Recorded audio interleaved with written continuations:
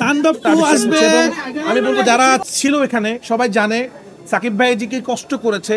আমরা যখন ফাইটে শুট করছিলাম উনি অসুস্থ ছিল, অসুস্থতার মধ্যে উনি শুটিং করেছে। তো আমি বলতে চাই তো তাণ্ডবের অল ক্রেডিট সাকিব খানকে দিতে হবে, কারণ সারা পৃথিবীতে সেটা হয়। আপনারা দেখেছেন লেখা সিনেমা শেষে লেখা হয়েছে welcome to Raihan Rafi film universe. Next বিভিন্ন ঈদে বিভিন্ন সময় এই ইউনিভার্সের বিভিন্ন ক্যারেক্টার নিয়ে বিভিন্ন সিনেমা আপনারা দেখতে পারবেন সবার। এবং সবচেয়ে বড় কথা, সাবিলা আপনারা দেখছেন আজকে লাল পরিষদে এসেছে।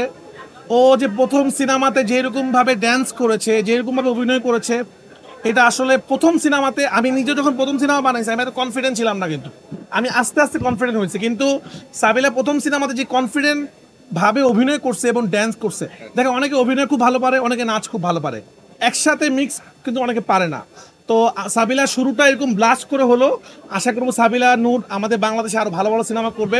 এবং আপনারা অনেকেই বলছিলেন নায়িকা কোথায়, নায়িকা কোথায়, আপনাদেরকে একটা নায়িকা উপহার দিলাম আমরা। এবার এই নায়িকাকে নিয়ে সামনে আগানোর দায়িত্ব অন্যদের। আমি আশা করব সব ঈদে সাবিলা একটা সিনেমা আসবে, আমরা দেখবো ইনশাল্লাহ।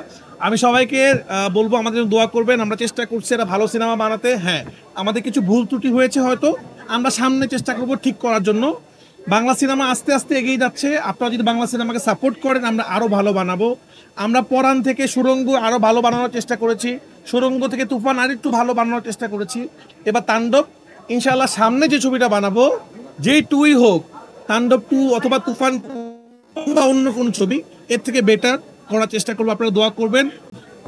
এই যে ভয়েসের যে আইডিয়াটা, সেটা তো ওনাকে বলা হইলো, এটা কিন্তু খুবই ডিফিকাল্ট গলা এখান থেকে কথা বলা, এবং ডাবিংয়ের সময় ওনার বারবার ব্লাড চলে আসতেছে মুখের মধ্যে, কারণ অনেকক্ষণ এইভাবে কথা বলা যায় না। উনি যেভাবে করে এটা ট্রাই করেছেন, এটা কিন্তু রিস্ক, এটা মানুষ ভালো নাও লাগতে পারে।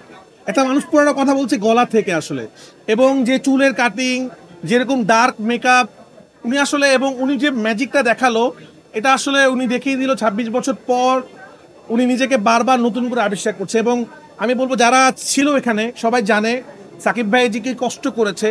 আমরা যখন ফাইটে শুট করছিলাম উনি অসুস্থ ছিল, অসুস্থতার মধ্যে উনি শুটিং করেছে। তো আমি বলতে চাই তো তাণ্ডবের অল ক্রেডিট সাকিব খানকে দিতে হবে, কারণ উনি প্রথমত সিনেমাটাকে টেনে নিয়ে গেছে, তারপর ওনাকে সহায়তা করেছে সাবিলা, জয়াপু, বাবু ভাই থেকে শুরু করার যত অভিনেতা অভিনেত্রী। আমার মেন সেনাপতি যদি মেন মানুষটা যদি ভালো কাজ না করতো তাহলে বাকি কিছুই হতো না। বা আমি আমার মনে অন্তঃস্থল থেকে আজকে আমরা সবাই হ্যাপি, আমরা সাকসেস। কারণ এই শোটা আমরা বলি সাকসেস শো। এটা আমরা শুরু করেছিলাম পরাণ থেকে, যে সিনেমা যখন আমরা খুশি হব, সিনেমা ব্লকবাস্টার হওয়ার পর আমরা এই হলে সিনেমাটা, আপনার মনে আছে কিনা, আমরা কিন্তু এই হলে আপনাদের সিনেমাটা দেখি। আমরা খুবই হ্যাপি। সাকিব ভাই বাসায় একটু প্রবলেম, সারা পৃথিবীতে সেটা হয়। আপনারা দেখেছেন লেখা সিনেমা শেষে লেখা হয়েছে welcome to Raihan Rafi film universe.